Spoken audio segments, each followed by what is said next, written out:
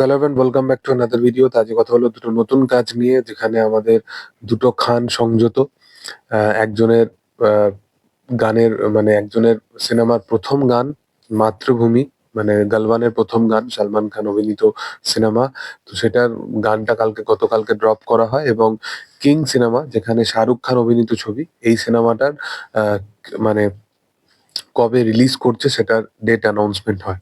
তো মূলত ভাবে দুটো কাজ নিয়েই আমি বিশালভাবে এক্সাইটেড ছিলাম, এবং আমি তো ভেবেছিলাম পার্সোনালি যে গালওয়ানের হয়তো কোনো টিজার 2 আসতে পারে অ্যাকশন ওরিয়েন্টেড, বাট সেটা না করে তারা একটা গান নিয়ে এসছে। তারা অ্যাকশনটাকে এখনো অব্দি পুরোপুরি রিভিল করছে না, সিনেমার কোনো অ্যাকশন সাদৃশ্য এখনো পর্যন্ত দেখা যায়নি। বাট গতকালকে গানটা এসছে। আমি বলবো যে এই গানটা অরিজিৎ সিং এবং শ্রেয়া ঘোষালের ভয়েস দিয়েছে গানটাতে, এবং হিমেশ গানটা মিউজিক কম্পোজ করেছে, এবং সমীর সমীর যে আছেন মানে লেজেন্ডারি লিরিসিস্ট, সেই গানটা লিখেছে।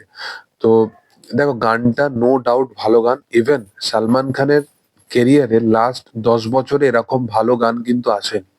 তো একটা দুর্দান্ত গান হয়েছে, একদম মানে ওয়ার ফিল্ম বেসড যেরকম গান হওয়া প্রয়োজনীয়, সেরকমই গানটা করা হয়েছে। গানটা ভিজুয়ালি যখন এলো, ভিজুয়ালি আমার যেটা সমস্যা সেটা হচ্ছে যে গানটা ভালো। আহ, সালমান খানের যে ওয়ার সিন গুলো যেগুলো দেখানো হচ্ছে, সেগুলো নো ডাউট ভালো, যেগুলো দেখতে ভাল লাগছে। সালমান খানের যেভাবে তার ফেসিয়াল এক্সপ্রেশন এক্সপ্রেশন দিয়েই সে মানে কাইন্ড অফ অভিনয়টাকে রাখার চেষ্টা করেছে, সেটাও দেখতে বেটার লাগছে। এবং অনেক লাস্ট কিছু প্রজেক্টের থেকে সালমান খানের এই কাজটা অনেকটা প্রমিসিং লাগছে, সেটা বোঝা যাচ্ছে।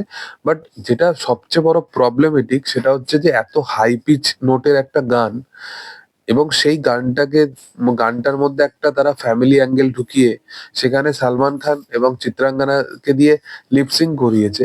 অপূর্বা লাখিয়া এইরকম ডিসিশন, মানে এত বাজে ডিসিশন কি লেভেলের নেয়, আমি খালি ভাবছি যে তাকে এটাও মানে ভুলে গেলে হবে না যে আমি মানছি যে হয়তো সিনেমার মধ্যে কোনো আলাদা রকম কিছু রোমান্টিক অ্যাঙ্গেল নেই, বা এই বিষয়গুলো নেই বলে তারা হয়তো একটা গানের মধ্যে এত কিছু দেখিয়ে দেওয়ার চেষ্টা করছে, সেটা বোঝা যাচ্ছে। বাট তারা এটা এখনই রিভিল করে দিল, এবং সেটা এতটা বাজে লাগছে দেখতে, যে এত হাই পিচ নোটের একটা গান, যেখানে কোনোভাবে কোনো লিপসিং এর প্রয়োজনীয় নেই।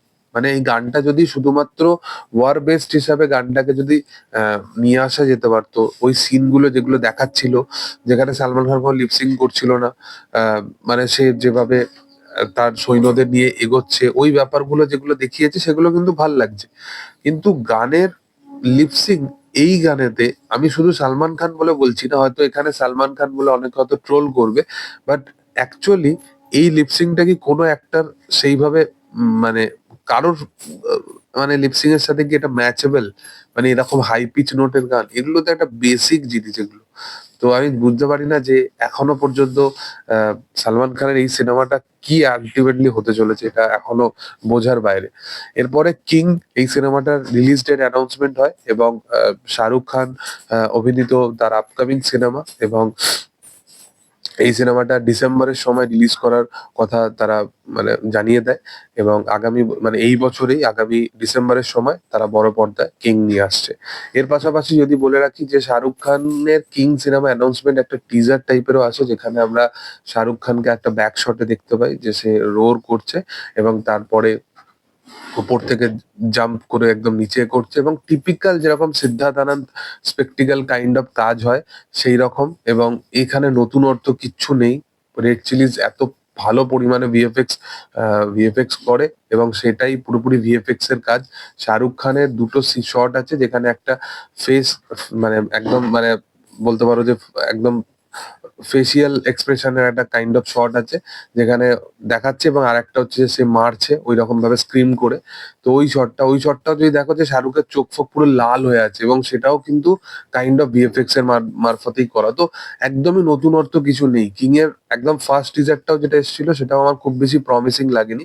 বাট সেখানে অ্যাকশন সাদৃশ্যগুলোকে যেভাবে শুট করেছিল সেগুলো কাইন্ড অফ ঠিক আছে, বাট এইখানেতেও আমার মনে হয় যে এই মানে যেহেতু এই সিনেমাটা সুহানা খানকে অ্যাপ্রোচ করার জন্য বানানো, তো কাইন্ড অফ তাকে আহ, সামনে রেখে আমার মনে হয় যে কিছুটা প্রমোশন করা উচিত ছিল তাদের।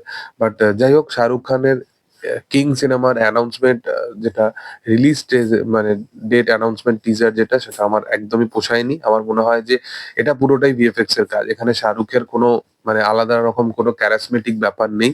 এবং শাহরুখ খান এবং তার অ্যাকশন, সত্যি কথা বলতে শাহরুখ খান এই জন্য জনপ্রিয় নয়। শাহরুখ খান যে জন্য জনপ্রিয়, সেই রিজনের কারণেই শাহরুখ খানকে ৮-১০ বছরের একটা গ্যাপ হয়। তার অনেকগুলো সিনেমা ৮-১০ বছর ধরে ফ্লপ হয় এবং তারপরে তাকে যেটা ট্রেন্ড সেই অনুযায়ী তাকে চলতে হয়। বাট শাহরুখ খান অ্যাকচুয়ালি কি কারণে শাহরুখ খান, সেই জিনিসটাকে কোথাও গিয়ে আবার মানে দেখতে গেলে তাহলে তাকে আবার পুরোনো দিনের ডার বাজিগার এরকম এক্সপেরিমেন্টাল ছবি যদি সে করে, তবে আমি বলবো যে হ্যাঁ শাহরুখ খান, টিপিক্যাল শাহরুখ খান। বাট পাঠান না তো ভালো সিনেমা ছিল, জওয়ান সেখানে কিছু কিছু জিনিস ছিল যেগুলো ভালো, বাট সেখানে আমি বলবো না যে আউট এন্ড আউট একটা এক্সট্রাঅর্ডিনারি কিছু দেখে ফেলেছি। হ্যাঁ, যদি আমি লোকেশের বিক্রমের মতো কিছু দেখতাম অ্যাকশন সিনেমা, তাহলে আমি বলতাম যে হ্যাঁ বিশাল কিছু। বাট আলটিমেটলি কিং সিনেমাটাও ওরকমই হবে এবং সিদ্ধার্থ আনন্দ এমন কিছু পরিচালক নয় যে বিশাল কিছু বানিয়ে ফেলবে। সিদ্ধার্থ আনন্দ মানে পুরোটাই হলিউডের ঝাপা জিনিস বানায়। তো আমার দুটো কাজের যে গতকালকে অ্যানাউন্সমেন্ট হয়েছে সে দুটোই সেরকম ভাবে পোষায়নি। তোমাদের কি বক্তব্য অবশ্যই সেটা কমেন্টে জানিও। ভিডিও ভালো লাগলে অবশ্যই লাইক শেয়ার সাবস্ক্রাইব করে দিও এবং পাশে থাকা বেল আইকনটা অবশ্যই প্রেস করে দিও। Thank you all, by.